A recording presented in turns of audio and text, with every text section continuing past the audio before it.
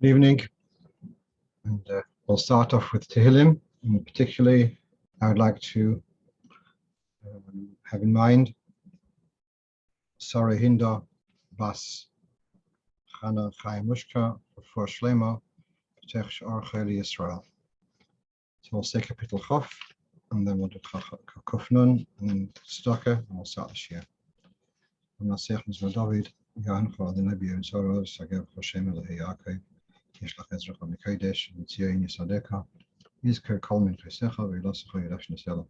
ייתן לך חלבך וכל עצתך ימלא, נרננה בשועסך ושם אלוהינו נתגלה ימלא עלינו כל משעשיך. עתה ידעתי כי יהושיע אדוני משיחי יענהו משמי קודשי, בגבורס ישע ימיני. אלה ברכב ואלה בסוסים ואנחנו בשם אדוני אלוהינו נזכיר. הם קראו ונפלו ואנחנו קמנו וניסו ידוד. אדוני ישיע המלך יעננו והם קראנו. Hallelujah, hallelujah, El Kodshe, hallelujah, Berkia Oze, hallelujah, Beresel, hallelujah, Kregutle, hallelujah, Beseka Shefer, hallelujah, Benevel Chiner, hallelujah, Besef Mochel, hallelujah, Menev Ugav, hallelujah, Betzil Tzleshoma, hallelujah, Betzil Tzlesrua, Kail Hanashomot, hallelujah, hallelujah.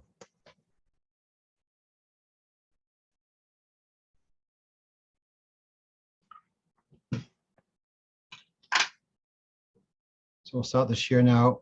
The first question which we want to deal with today is about saying Animamin at the end of davening, where other Sidurim we see Animamin at the end of davening, and the question people ask is why is it not in Chabad Siddur? So let's go to the first slide. That's first of all, like a thank you for all those who participated in the appeal for the charity, which Baruch Hashem was an amazing experience to see how people were so generous, and as Hashem, we should put it to good use. Okay, so here, this is what we have here is a letter of the Rebbe. Someone asked the Rebbe about why is it Chabad don't say Animam at the end of davening, and why is it not in the Siddur? So the Rebbe says, well, simply, we don't say it because it's not in the Siddur. But the question is, why is it not in the Siddur? So here we have, it's not the full letter, but just a couple of points. Before reading the letter, what are these Yud Gimel Ikrim? Where do they come from? So the Rambam in Mishnayos, in Sanhedrin, he identifies 13 principal points of faith. And so the Rambam did not write the text which is in the Sidurim. He wrote in his own text, and then someone kind of edited and put it together in the text which is in the popular Sidurim. The Rambam wrote, obviously, he wrote his Pirush from the Mishnah, he wrote it in Arabic. So in any case, the translation would be open for interpretation. Now, when we say 13 principles of faith, the Rebbe later in this letter actually says that not all Jewish philosophers agree with the Rambam of identifying 13 principles of faith. There may be, perhaps you could say everything is a principle of faith, or there are different ways of looking at it. So you've got particularly the Ikrim, who disagrees with the Rambam on this principle of saying that there's 13 principles of faith. But be that as it may, it's become popular in Klal Yisrael. Many Sidurim, they have it. So now the question is, why is it not brought in the Siddur, in the Chabad Siddur? So Hatam Sheloi Vize Rabbeinu B'Sidurei. So the Rebbe first of all admits, Lo Kibalti Bodeh Bozer Dover Mefeirish. I don't have an explicit tradition from the previous Rebbe, etc. And therefore, Ve'ef Sheloimer Rag B'derech Hash'ora. Therefore, he says, I'm going to guess, kind of, Kamo Taimim Al Iho Amiro B'Tfila. I'm going to give a couple of reasons which are suggesting why we don't say Yud Gimel Midas, Yud Gimel Ikrei Emunah in davening. Hatfila Aleph, Hatfila Inyana. What is the purpose of Tfila? As explained in Gemara, Gemavua B'Shas, Sidur Shvochov Shel Mokoim. It's in a moment of praise. Ubakoshas Tzrochov. It's praising Hashem. Ubakoshav Tzrochov Shel Odom, and it's a moment of asking, supplication. These are the two points of tefillah: praise and pleading. Ve'amiras animamin einu mishnei sugim hanal. Animamin is a declaration of, should we say, of policy, of what the policy of Yiddishkeit is. True, it's not a declaration of praise. It's not an expression of praise, rather, and it's not a tefillah. Therefore, it doesn't really fit in what tefillah is all about. Now, you may ask the question: what about Adon Olam? Adon Olam is, in a sense, also summing up the Yesodus of Yiddishkeit. And Adon Olam, who was the king, and it is kind of a declaration of faith. The difference is, though, that Adon Olam is an expression in a form of praise. It's saying the principles of faith, but in a form of praise. Therefore, it does belong in a seder of davening. I see someone's asking, what about the sheish schiras? The sheish schiras are not part of davening. They're not a part of davening. They are there in the siddur. So you're asking now, what's the difference? Okay, we'll have to think about that. Ad kedei kach, what is the question? When do you say sheish schiras on Shabbos? Do you say it before Tilim or after Tilim? Now I'm sensitive to this kind of stuff. Halavai, I would have had the sense when we could have observed the Rebbe when he finished Aleinu. Did he close his siddur and take the Tilim, or did he leave the siddur open? If he closed the siddur, then presumably he said V'lokachta soiles before Tilim. If he left the siddur open, they left it. So the question is sheish schiras and V'lokachta soiles. So that's since is open for debate, and dezak tazeh. Okay, let's come back. So the first point is that declaration of Yud Gimel Midas doesn't fall into the rubric of tefillah. Point base. Bechlal v'inyonet tefillah. Hine kol hoysofer al masha tiknu anshe knesses hagdola umuva barishonim. Any addition to tefillah, which is in addition to that which was established by the Anshe Knesses Hagdola, which is in the beginning of the second Beis Hamikdash, and or quoted in Rishonim. If you want to introduce another tefillah, you need to bring basis for this. If you remember, when the Rebbe pushed for everyone should say Hareini Mekabel, and before davening, and to say Ach Tzadikim after davening. So he points out that this is not a new chiddush.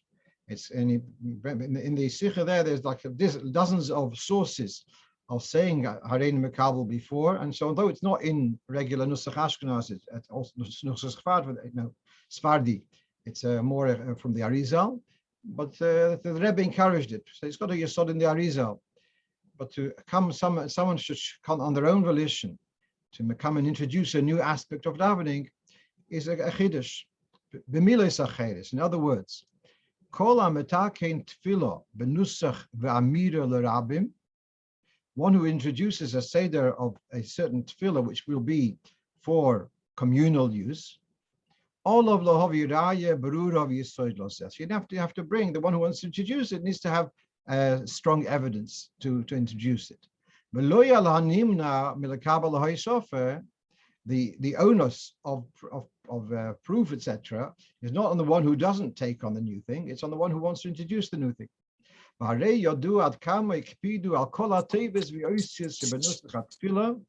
It's known how particular we are traditionally of the words and the letters of davening, to the degree that they've established even Ramozim. As you may know, there's a sefer called the Rekeach. Rekeach was one of the mid to late Rishonim in Ashkenaz, and he has numbers for how many words there are each bracha of Shemon Esrei, etc. and they were very careful of how many words there should be. So what the Rebbe is saying, we're very careful what we establish as part of tefillah. It may not be so well known that when originally the union of saying Tilim was introduced in Chabad on a daily basis after davening, and this, I believe, is around Tov Reish Pei Zayin. It may have been a little bit earlier. It was around the time which we now be celebrating the Bis Talmud.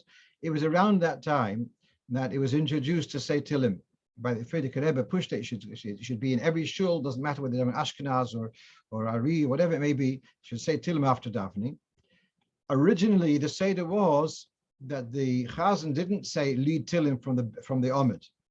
He would go to the Bimah and stand by the Bimah and lead the Tilim from the Bimah, because of this sensitivity not to add extra pieces to davening. So, and I think this answers perhaps, Rabaria, your question, what about Sheish Schiris? We don't have a Sheish Schiris as a collective tefillah, everyone saying it together. It's each one says on their own, and that's in order to be Yotzer, a mitzvah of the Schiris. There is a mitzvah of the Schiris. But it's not a communal tefillah. That's, I think, what the Rebbe is emphasizing in Nusach v'Amir l'Rabbim. It's Sheish, each one says on their own. Of course, there's going to be more questions. What about various other inyanim which some do say, and Parshas Hamon and Parshas etc. There are different things which some minhagim have. Okay, that's for another discussion. But that's the background which the Rebbe is answering. That Ani Ma'amin, first of all, is not strictly a form of tefillah, and secondly, we have to know who introduced to say it as part of davening. Actually, a few years ago, I'm not sure, 15 years ago, something like that, a certain siddur was published in Bnei Brak called something. I think it's the Biala siddur. But anyway, it was a siddur published in Bnei Brak, and the editor of the siddur had taken the Yud Gimel Midas, Yud Gimel Ikrim, and modified the wording. Felt it was to express them better. At the time, both Rav Vosner, the Shevet HaLevi, and Reb Moshe Lander both wrote very strong letters about these modifications which were put into the Yud Gimel Ikrim.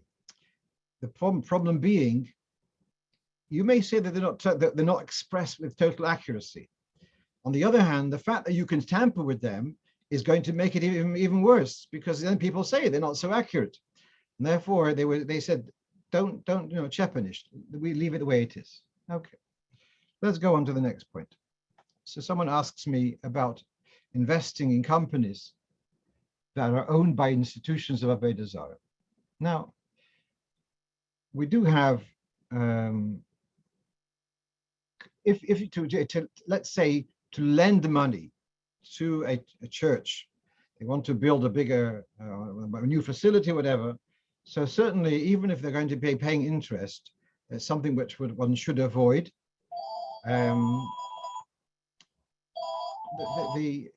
That's as much as I could find. I mean, Rav Minchas Yitzchak has a tshuva about this. I saw also a tshuva about someone asks that someone living in Israel.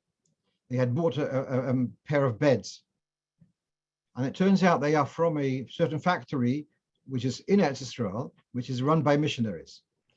And so they were very upset that they have these. Are they allowed to use the beds? So the tshuva was saying that they are allowed to use the beds, but of course, if they were aware that buying these beds is supporting missionaries, of course they wouldn't buy them. So we understand that, but I could not find, if someone listening now or later will be able to tell me, we know that banks, if we put our money in a bank for savings, it's likely they're going to be lending it to Avodah Zarah stuff also. So do we have to worry about that? I don't think so, because we're not lending it for Avodah Zarah. We're lending it to a bank, and what they do with it is it's their business. But I couldn't find anyone who really addresses this problem clearly.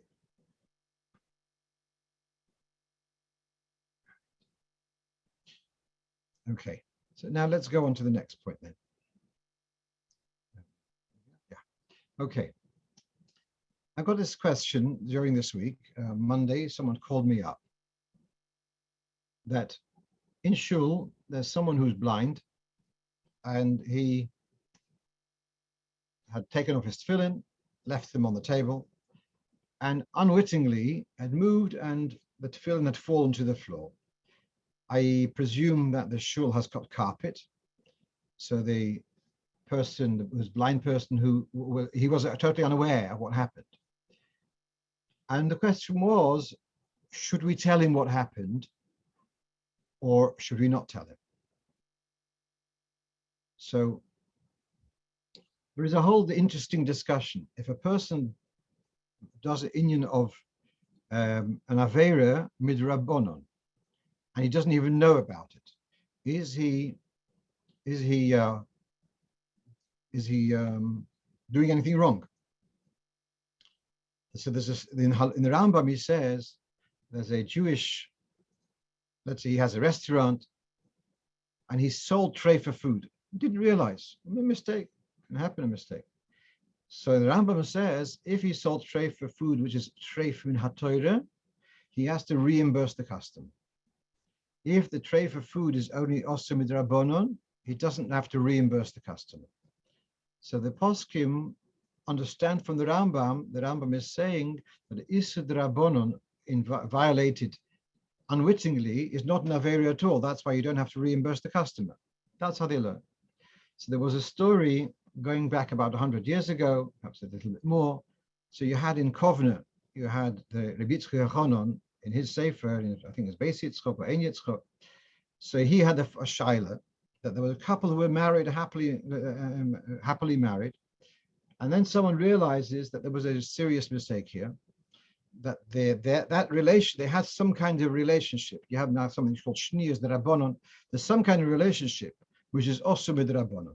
And they got married, they didn't realize there's anything wrong. They don't know anything wrong now. Do we have to tell them?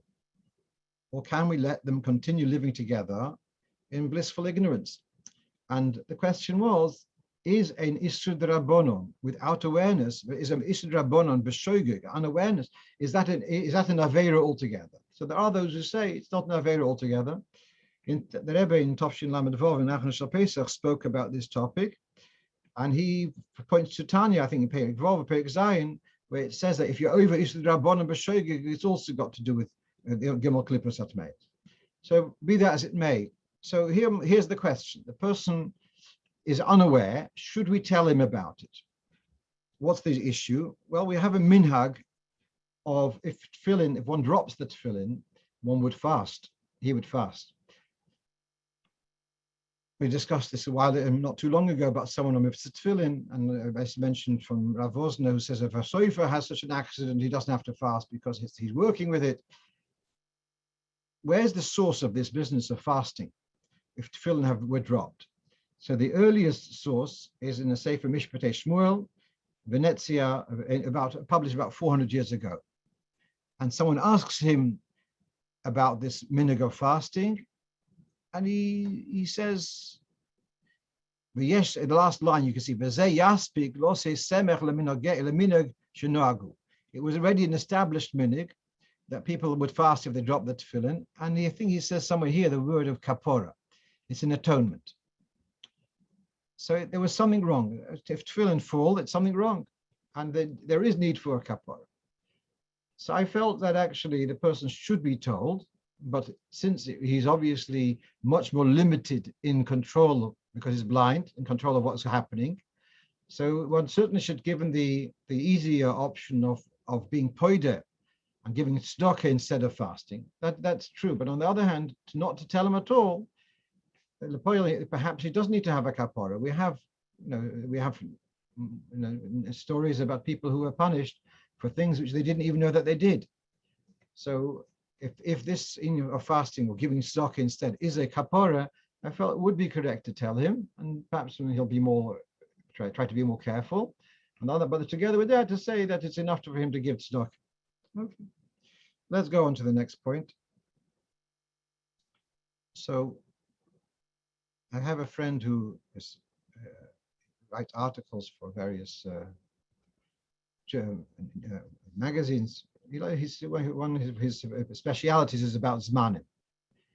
So he writes to me an email that he had just given a shir in Lakewood. He lives in Baltimore.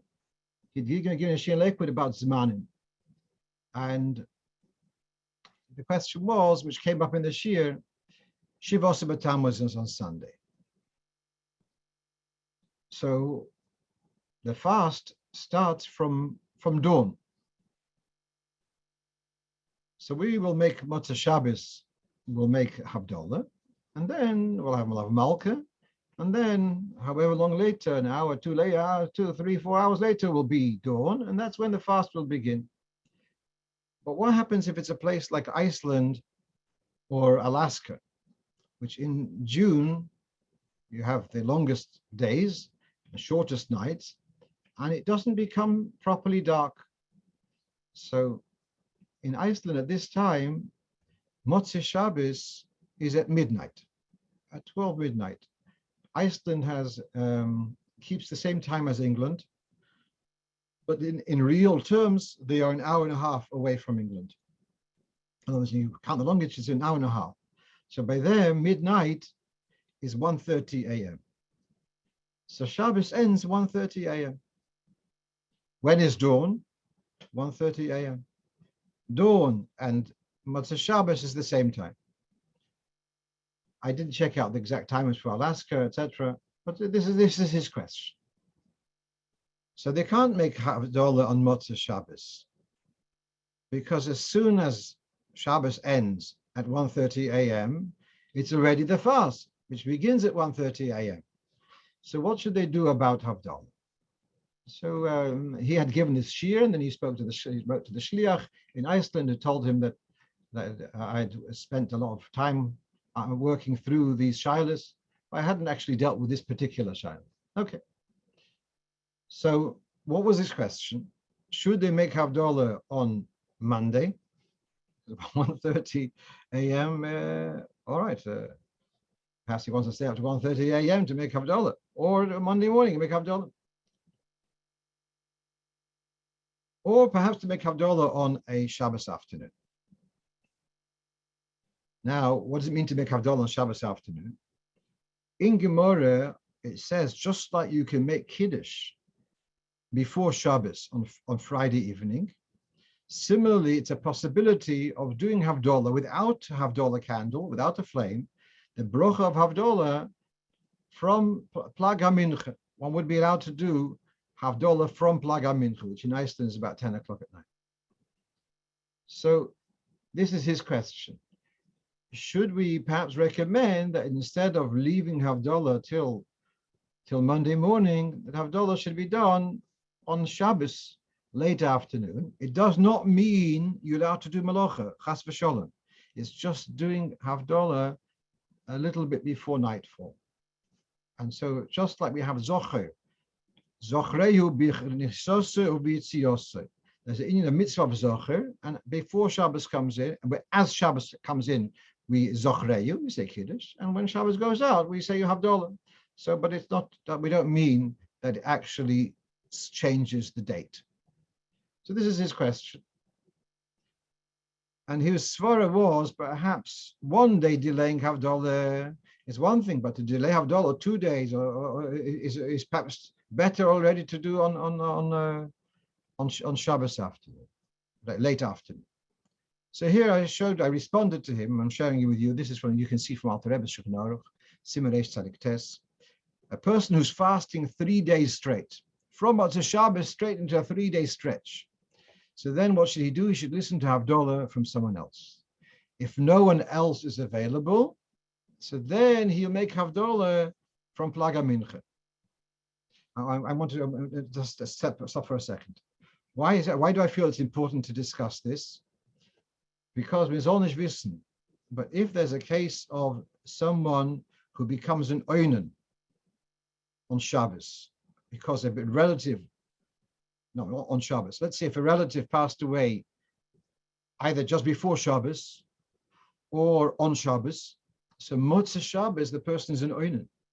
and they can't do Havdalah. They can't have Mayri, they can't do Havdalah. As soon as Motzei Shabbos comes in, they can't do Havdalah. So in such a case, Isaac recommended that he should daven Ma'ariv and do Havdalah before the end of Shabbos and without a flame, because otherwise they're going to not be able to make Havdalah Motzei Shabbos because of aninus.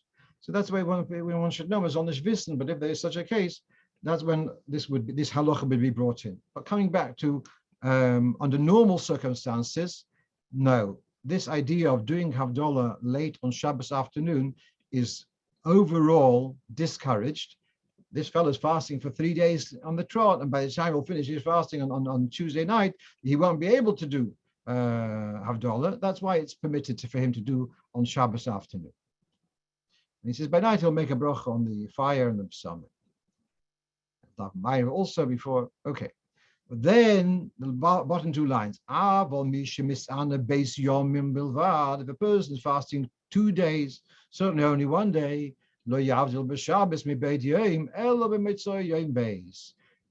even if it's a 2-day delay, what we're seeing here is that is still better than doing this concession of doing a Havdalah on late Shabbos afternoon. It's very confusing, and it's only allowed in very, very extreme situations. Okay, let's go on to our next question.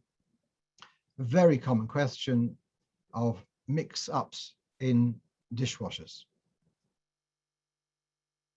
Now, in Bichlal, there's one of the most common shilas is, which Rabbanan get, is about mixing up of the washing of the dishes, fleshig and milchig. The first thing I ask when a shilah comes to me, it comes this way, is did they use washing up liquid? And if they use, also I ask how hot was the water, but did they use washing up liquid? If washing up liquid was used, so then the taste of the leftover gravy and the taste of the leftover pizza, they're all tainted with fairy liquid. And fairy liquid is not very tasty. So therefore, what we have a concept in halacha, noisen tam lifgam. It gives an off-putting taste, and that doesn't make anything treif. That we know if something is more than 24 hours since it was last used. So we have this yesod in halacha that if something is more than 24 hours, so if something's got a bad taste, so that treifus doesn't happen because it's got a bad taste. The problem with a sink. The problem with a dishwasher is that the dishwasher has a rinse cycle before the soap gets in. Then you have to know whether the rinse cycle, the first thing, is it hot water or cold water? Because if it's taka, the first thing is hot water, then you could have here a spoon which has got some fleischgechold on it.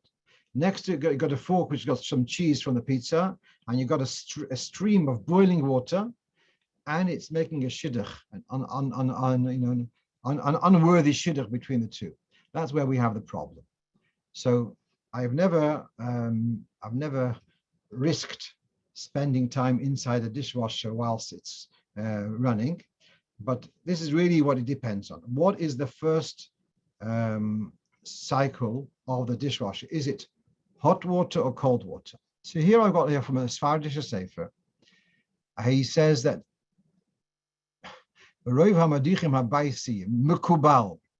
in most domestic dishwashers, mekubal, we have a tradition. The first rinse is going to be with cold water without soap. I don't know where he has his tradition from. How do you have a tradition about what goes on in dishwashers? At any rate, if that's the case, yes, then he's right. He takes an overall view that it would be okay, and to the point that he's even towards the last paragraph, is even gearing towards saying that you could lechatchila do this. But then the last line is, you see, Bnei Ashkenaz machmidim bedavar. Ashkenazim don't rely on this. The idea of lechatchila relying on noisen tam lifgam. So definitely lechatchila we wouldn't allow such a thing. But b'di'evet, one could, if this really depends on what was the first cycle. If your first cycle is hot water, then we're in hot water. If the first cycle is cold water, then there's certainly one could be makel that the dishes are kosher. And what happens later comes with soap, so then that again is kosher. Let's go on to the next thing. Okay, we've discussed this thing before about leaving food under a bed, and so mother is asking that her son went off to yeshiva and he kept tea bags in his suitcase under his bed.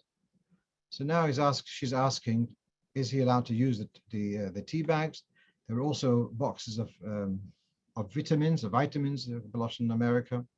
And so the question was, are those things usable? Now, I want to share with you my own policy about all of these inyonim, which are, should we say, about ruach ro, etc., which we don't fully understand the mechanics of them. I take the view that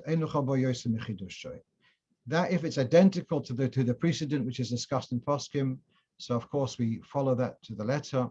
But if it is a little bit different, then I would take the more lenient view. So now we're reading here in the Shulchan Aruch, the Alter Rebbe's Shulchan Aruch, Lo yitin tav shilish or oichlun mashkim tachas hamita. One should not put cooked food or other foods or drinks under a bed, because it brings a evil spirit to rest upon them. Even if they are covered with metal, a metal container. So let's say cans of Coca-Cola, whatever it may be, also one wouldn't leave under a bed. So what I felt though is that tea bags are not food as such. They can be made into food, but you can't eat tea bags. And on that basis, I felt that one could be more lenient. The vitamins, I wasn't so sure about. I just felt, again, vitamins are quite expensive, and possibly to take the view that the vitamins are also not a food. They are more like a medicine. But certainly with the tea bags, I feel more confident to say that, to take the lenient view, that they are not called food as such, and therefore the ruach ra shouldn't be a problem. Of course, we're talking about b'di'evet. Someone's asking in the chat, what would you say regarding medicines in the pocket when one falls asleep on them? Yeah. Again, as I say, when I would take, wherever I can take a lenient view and say it's not mamish, dvorim kavayoson. The late Rav Schneebal talks about, in his Shuvas, the Shaga HaMeir, he talks about the tray under a pram. Remember the old thing that used to be, many years ago, used to be something called prams. And used to have trays underneath for the shopping, and there's a baby sleeping. And he says it's okay because it's not miyucha. It's not like the under the bed where the ruach ra is feel comfortable there. So when it's not mamish, as the precedent in the Gemara, one can take a lenient view. Let's move on, and this might actually impact the question which was just asked, someone who fell asleep and had a medicine in his pocket. Medicines again, I'm not so sure whether they call the food altogether.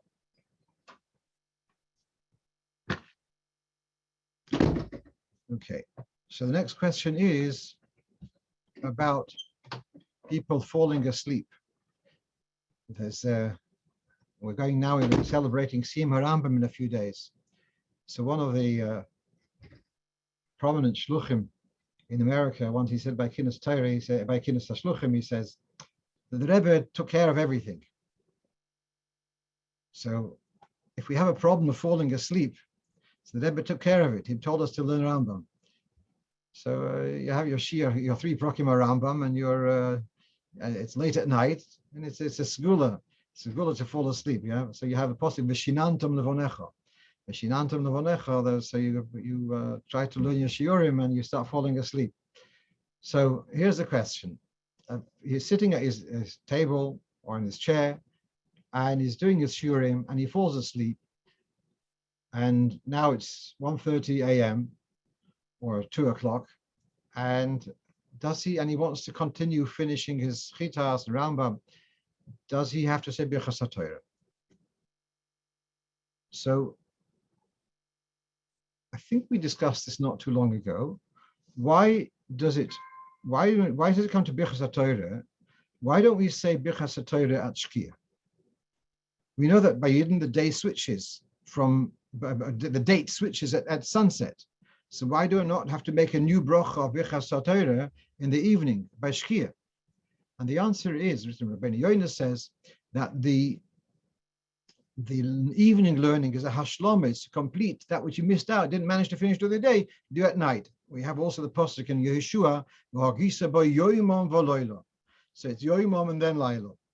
So Torah, the evening is still connected to the previous day, the preceding day. So when does the evening end? So the ruling, which is we're seeing over here, if you can see on the right, this is from the Piskei Teshuvos, he's saying the following.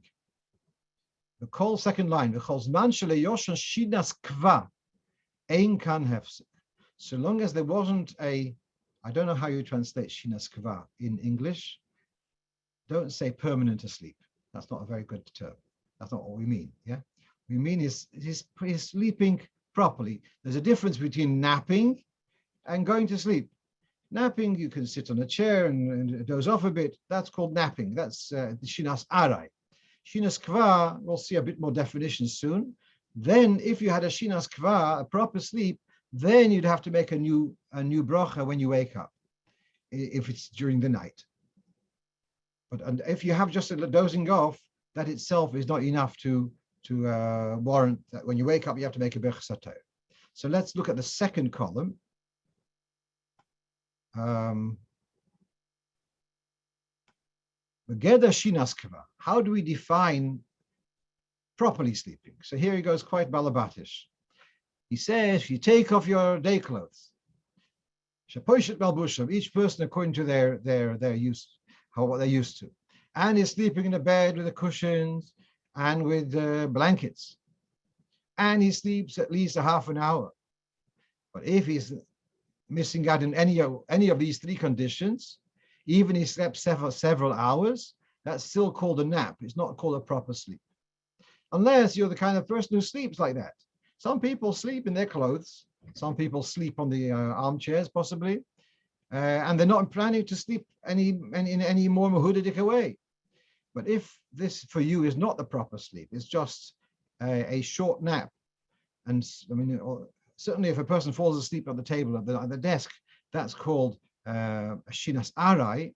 That would not be a hefsek to cut off the continuum of the original bracha from the first morning, the previous morning. And therefore, you wouldn't have to make a new bracha. Which for me, this was a chiddush, because till now, I've been in this situation many times. I'm sitting there with the Rambam and I'm just falling asleep, and then I fall asleep, and then I wake up like half an hour later, and it's well after Chatzos, and I think, you know what? Birchas HaTorah, I'll go to sleep, I'll take a mortgage and do it tomorrow. Now, I don't know what I'm going to do. You know what I'm going to do? I'm going to learn Rambam earlier, so I shouldn't have this problem. But this is what we're seeing over here, that in order to warrant a new Birchas HaTorah, it's only if it's a shinas kva. Now, till now, I've shown you here from the Sefer Piskei Teshuvos. His primary source is a Sefer called Keren LeDavid. Show it to you. Keren LeDavid. It's actually, he was a dayan in Satmar before the war. It's very, very nice, very clear style of presenting stuff. So he makes this point, shinas kva. But now I'm going to show you the Alter Rebbe says this also. So here we've got a piece of Alter Rebbe's Shulchan Aruch in Siman Mem Zayin, din Birchas HaTorah. One who's learning at night, calls man shelo yoshan. So long as he hasn't gone to sleep, ein tzorich levorich ledivrei hakoil. You don't have to make a new Birchas HaTorah. Shehalayla hoylech acher hayoim, because the night belongs to the preceding day. Very clear. O Cheshayoshan Shnas Keva. But if you slept, now here we add the word Shnas Keva. If he slept a proper sleep, he slept a proper sleep, then when he wakes up, he has to say a new Birchas HaTorah. And so if people will get up for Tikkun Chatzos, they would have to say Birchas HaTorah if they had a proper sleep. The only thing which is missing in this detail, in the Alter Rebbe doesn't mention how long. In the Pisket Shuvas, he mentioned about half an hour. That detail is not spelt out over here. But other than that, everything else is says exactly the same thing. The Alter Rebbe is saying that a hefsek of Birchas HaTorah is only if it was Shnas Kfa. Let's go on to our last point. And that's about Erev Tafshil. So when Yom Tov occurs on a Friday, so then we want to have permission to be allowed to cook on Friday for Shabbos. We want to be able to put up a cholent on the Friday of Yom Tov for Shabbos. Now we know that you're not allowed to cook on Yom Tov for after Yom Tov, only for Yom Tov itself. So here there's a special takona called Eruv Tafshilin, which allows you to cook on Friday of Yom Tov for Shabbos. What's the reason for this? So there's two reasons in the Gemara: Koved Shabbos and Koved Yom Tov. Koved Yom Tov is the following: that there seems to be a little bit of an aberration, a little bit of a compromise on the Kedushas Yom Tov. Yom Tov, you say, no, you can't do Yom Tov for after Yom Tov. And here you are allowing this. So you say, no, you're only allowed to do on Yom Tov if you did the Haskalah, if you started before Yom Tov, so you can continue. But if you hadn't done that, you wouldn't be allowed to do some stuff on Yom Tov. So that kind of to preserve covered Yom Tov. Then there's the other reasons, covered Shabbos.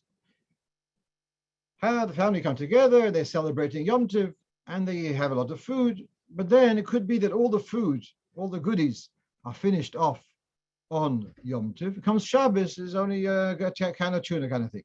There's hardly anything left. So in order that you should have in mind, Shabbos is also coming. So Chacham made a takana that whilst you're cooking on Wednesday or Thursday, whatever it may be, Erev Yom Tov, you should put aside some food for Shabbos symbolically. In this way, it will remind you to put aside enough food that you should have food for Shabbos also. Now, the question which I'm addressing today is, I have someone who's a friend who's living in assisted living, and calls up Erev Yom Tov. When you make your Erev Tafshilin, can you have me in mind?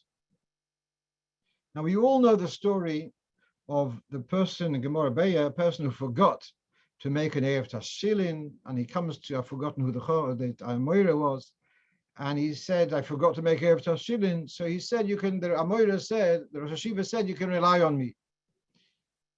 Came next year, next Yom Tov, whatever, next time it happened, and he came with the same story. He says, everyone else can rely on my Erev, but not you. If you are not doing an Erev yourself, you can't rely on my Erev. So you can, I once told this halacha to someone, that you can only get to rely on the Rav only once or twice, but after that you won't be able to. So he said, that's a good reason to change rabbis from time to time. Like this, you have if you forget Yeh or Erev, you can still get away with it. But meanwhile, so the idea of having the Erev done by the Rav for the whole city is certainly seen as a b'diavad, and only, thank you, I think it's Shmuel, thank you. It's only b'diavad, but l'chatchila not. So here's the question: can you ask someone? So she's asking me, Erev Yom Tov, I'm asking, can you have me in mind when you make your Erev Tafshilin? And I say yes, but the person's assisted living is not really doing much melacha. The only thing is that she is lighting candles. So for that, possibly doesn't need to have Erev Tafshilin. So I was of two minds about this. So now let's take a look in, this is the dinim of Erev Tafshilin, this is Simon Tov Kuf Chav Zayin. And we're now looking at Mishnah Brura. Yeah, so that's where it has the Chof Hey Nikro Pesheya. A person who doesn't bother and just relies on the rabbi is Pesheya. The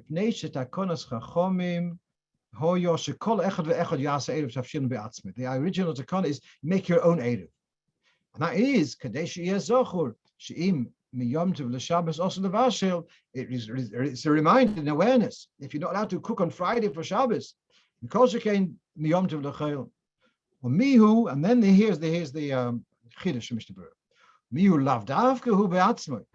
Hu hadin im man shliach nami. That you can also do an eruv via a shliach. The objection is not to rely on the Rav. That you didn't discuss anything. You're relying on the rabbi, he does it, and you're not doing anything. That's the objection. That's called a pesheya.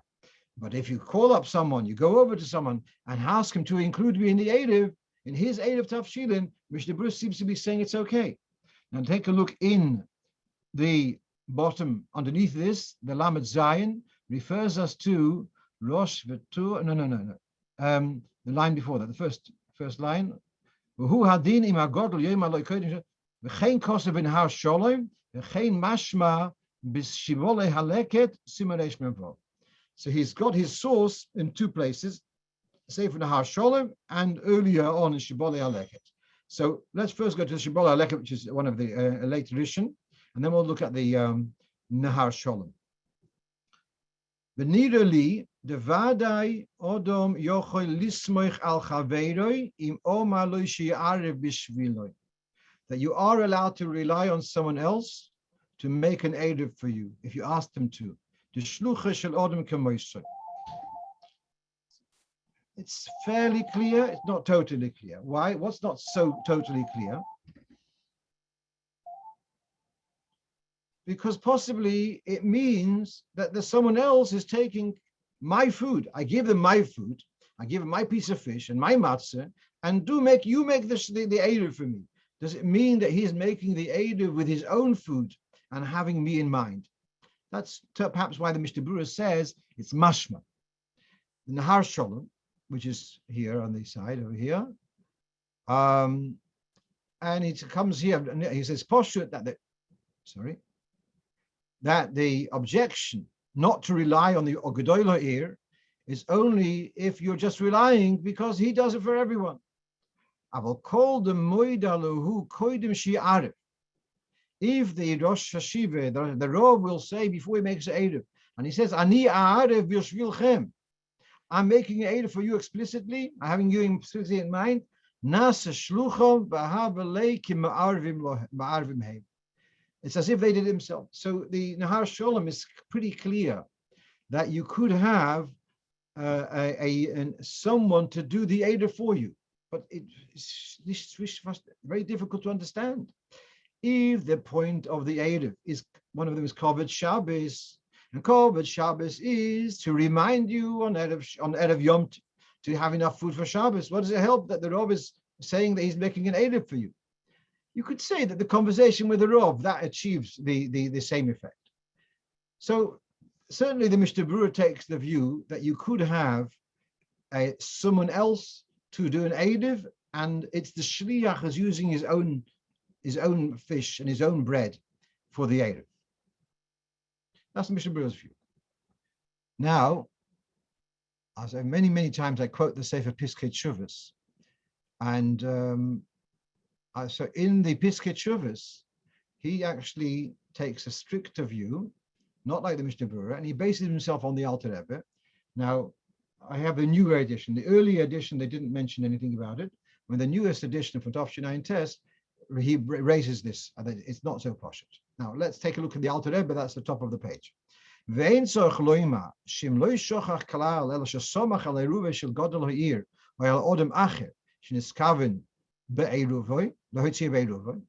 you rely on the Rav or someone else, you're not yoytze. There's a duty each one to make their own eruv. Sheyarvu besoich beisoi misheloi. Or you can instruct someone to come to your house, to Sant, not in his house, in my house. He'll come to my house, he'll take my fish and my challah, and he'll say that he'll do the Eruv for me. So it could be sometimes there are people who are not so learned, so they don't know how to do the Eruv. So the Rav comes to their house or sends a shliach to the house and says, Bocher, do their Eruv with them. There were people I can see in Malachtim. They would some towns they had their Rabbonim would send shluchim to the houses of people who are less knowledgeable to do their Eruv for them. In the Alter Rebbe's, you can see there's a little base there. That's for the Kuntus Achron. Mishnah Berurah actually mentions this Kuntus Achron. And that is a whole discussion. If I'm doing your mitzvah, can I make a bracha? I'm making your Eruv. I'm putting up your mezuzah. Can I make a bracha on your mezuzah? Or if I'm putting up your mezuzah, can you make a bracha while I'm putting up the mezuzah? And the Alter Rebbe takes the view that I'm doing your mitzvah, I can make a bracha. If I'm reading Megillah for you, I can make a bracha, etc. Well, if you can't do the bracha. So the Alter Rebbe seems to be very clear that it has to actually, that this story which she's asking me to include me in her Eruv Tafshilin, according to the Alter Rebbe, seems to be unacceptable. According to Mishnah Berurah, it seems to be acceptable. So, all right, so each one to their own, and Naro Pashte, it's Din Rabbonon, so, okay. Let me just finish off with, I want to put the question to the Olam, and I'm tremendously appreciative for everyone who's participating. I realize that some people are finding the timing obviously is not so convenient. I want to know if a 15-minute delay, or 15-minute or more, would that make it more manageable for people? I'm thinking further up north with Plaga Mincha, when the earliest time you can have Ma'ariv in your shuls. So let me know, and I'm quite okay to delay. I see Rav Mendel is suggesting is 15 minutes. Would that make a difference? That would make a big difference. Okay, so if anyone says the opposite, let me know either way. I'll go Bosser Haroiv, who tell me what they're in, because I'm not Yodei Machshavas, not qualified as yet. Okay, so if I don't have many objections, and I have many yays for that, well, possibly next week I'll put it on the notice. I'll put on what the time will be. All right. Okay, then I wish you all a good Shabbos, and seid alle gesund, and good Shabbos.